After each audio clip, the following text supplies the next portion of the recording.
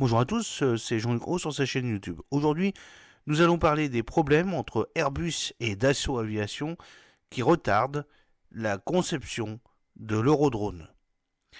Lors de l'édition 2019 du Salon de l'aéronautique et de l'espace au Bourget, Florence Parly, alors ministre des Armées, avait été très ferme à l'endroit des trois industriels impliqués dans le programme du drone MAL, moyenne altitude longue endurance européen, l'Euromal, ou le MAL RPAS, à savoir Airbus Defence and Space, Dassault Aviation et Leonardo.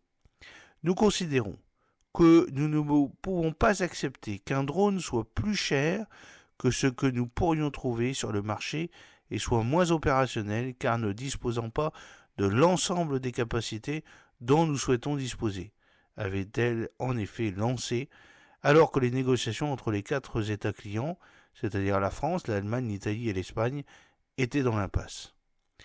Finalement, en février 2022, les difficultés étant apparemment aplanies, et malgré les réserves du ministère allemand des Finances, qui s'inquiétait d'un possible dérapage financier, l'Organisation conjointe de coopération en matière d'armement, l'OCCAR, notifia à Airbus Defence Space le contrat relatif au développement et à la production de l'Eurodrone.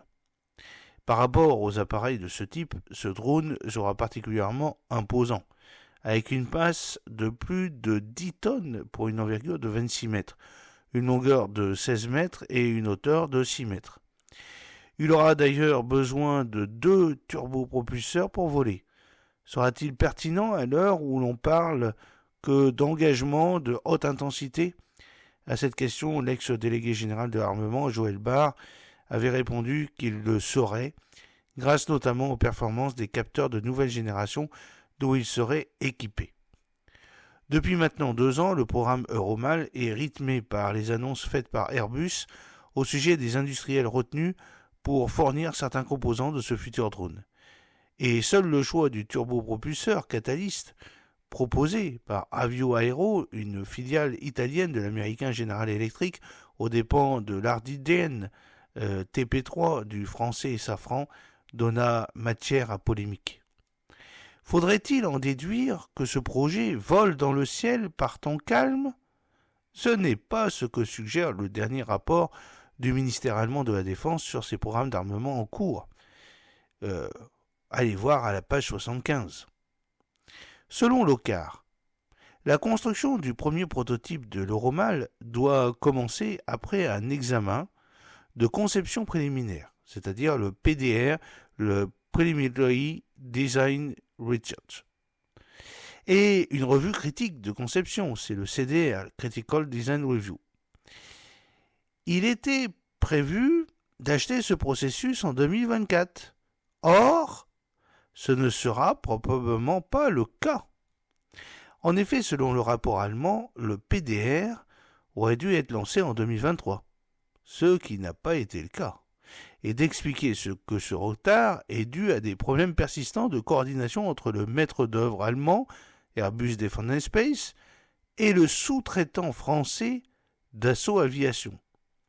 Cela risque de retarder le lancement de la revue critique de conception qui doit débuter en septembre 2024 au plus tard. Manquer ce rendez-vous pourrait se traduire par une résiliation du contrat. Du moins, c'est ce qu'on peut lire dans ce document.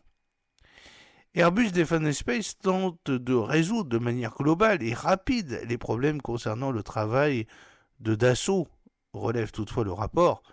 Celui-ci ne donne pas plus de précision sur la nature de ces bisbilles entre le maître d'œuvre et son sous-traitant. Pour rappel, l'industriel français s'occupe des commandes de vol et des communications de mission dans ce programme.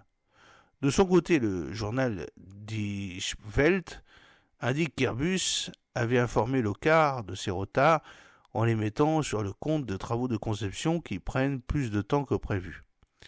Fin 2023, Airbus et ses partenaires industriels ont confirmé un calendrier actualisé. L'étape PDR devrait donc être franchie avec succès cette année. Tous les partenaires impliqués travaillent dur pour le succès du programme, a rapporté le quotidien allemand. Quoi qu'il en soit, le vol inaugural du prototype de l'Eurodrone est toujours prévu pour janvier 2027. La Bundeswehr devant recevoir son premier appareil avec une station au sol en avril 2030.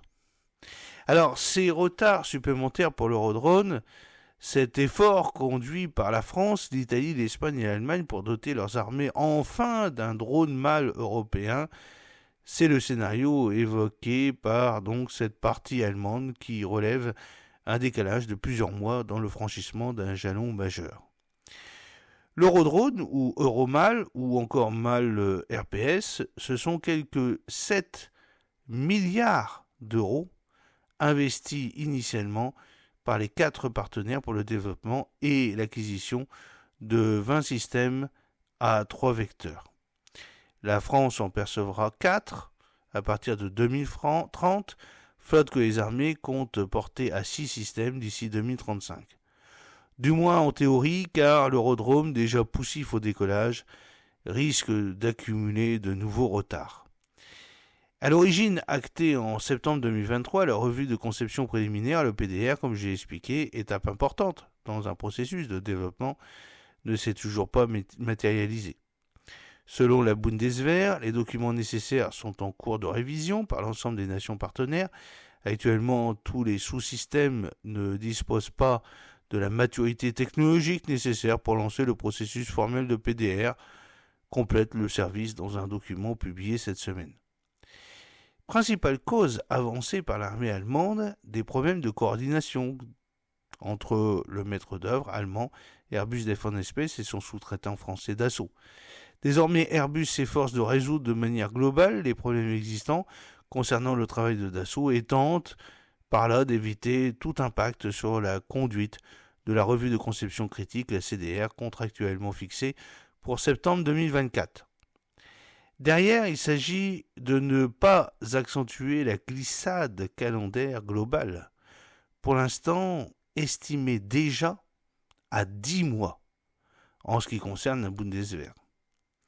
Et donc d'être à l'heure pour d'autres grandes étapes, la conception du prototype par exemple, devrait-elle aussi être lancée cette année dans la foulée de la CDR pour un envoi théoriquement attendu avec un envol pour janvier 2027.